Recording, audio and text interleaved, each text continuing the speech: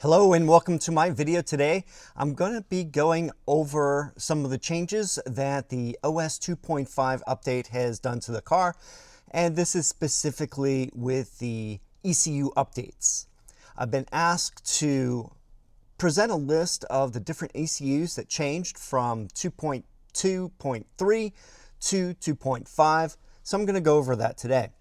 I have two basic ways of doing that. I have an ORS SeaScan device that will give me that information, and I also have the OLP app with diagnostics. So let's get started. So this is the ORS SeaScan device. It's an OBD2 port cable with a box, and the other end has a USB-A port that connects to a laptop. And that laptop has the SeaScan software on it. So I'm going to connect that up now and show you how it works. Connect the OBD2 port. Then connect the USB to the laptop.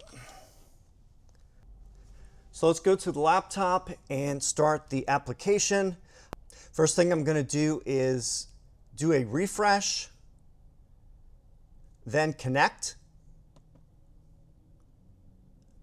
I'm going to read the VIN.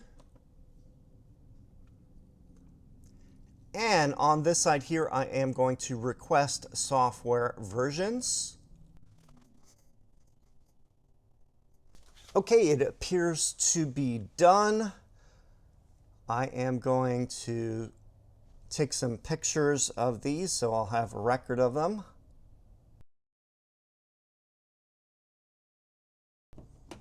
All right, so that's all it takes to get the SeaScan information on the ECUs. And now I'm going to disconnect. And at this point I can take the OBD cable out from the car.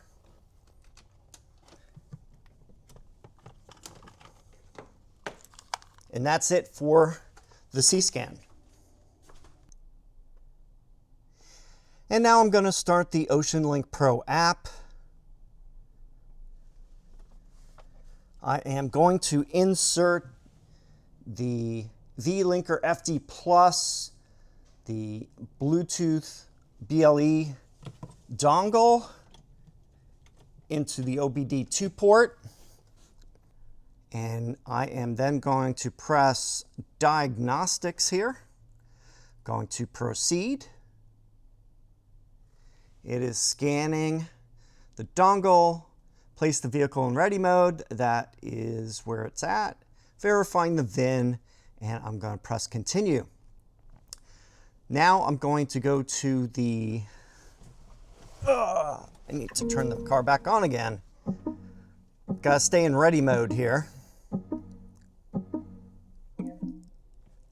All right, so at this point I am going to click on software versions, select all, go to next, and it's going to go through all of those.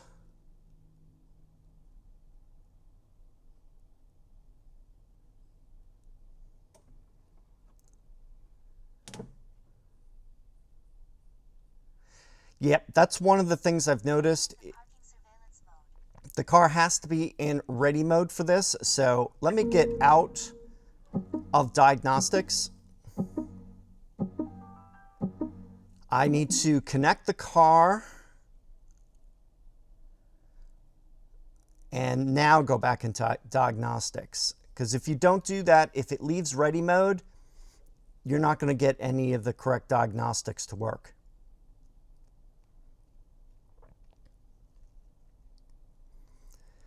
So going back through, verifying the VIN, and I'm going to go back into software versions, select all, go to next, and now it's going to populate all those fields and goes down the list.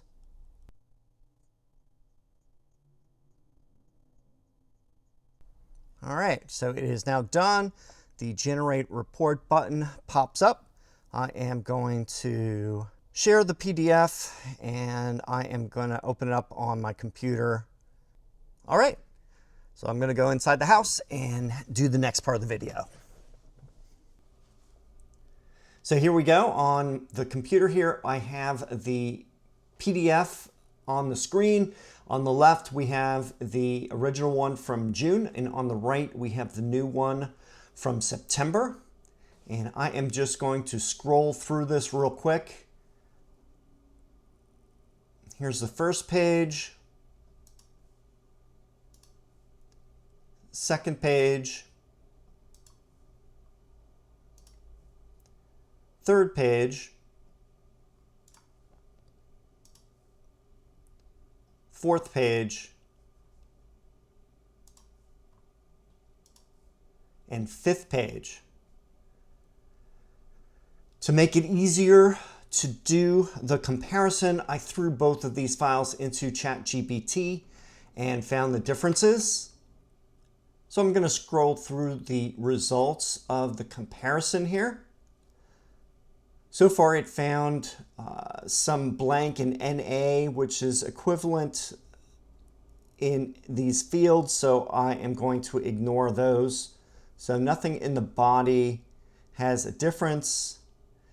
When we get to infotainment, of course, the ICC, as we know, has changed from the previous ICC 3090 C49 to ICC 3950. So that we knew. And let's keep on going down. In the chassis, we have the same issue of blank versus NA, not a big deal. So effectively no change there. And let's go down to ADAS. All right, so if we have the fields for the mid-range radar and the corner mid-range radars, in June they were all blank, and September we have versions. So unfortunately that doesn't really tell me anything. It just lets me know that in June I didn't have those values. If you have the values for the mid-range radar and the corner mid-range radars for your full 2.2 or 2.2.3, please let me know in the comments section below if they match the values that I have for my 2.5. I have a feeling that they're going to be exactly the same, since I don't think this update changed anything outside of the ICC module. So, yep. So that's basically it. So this solves the question that I received about the differences between the two software versions, if there are any modules that were changed with the update. That's it for now. If you have any questions or comments, please leave them down below. Thanks for watching, and I'll see you in the next video.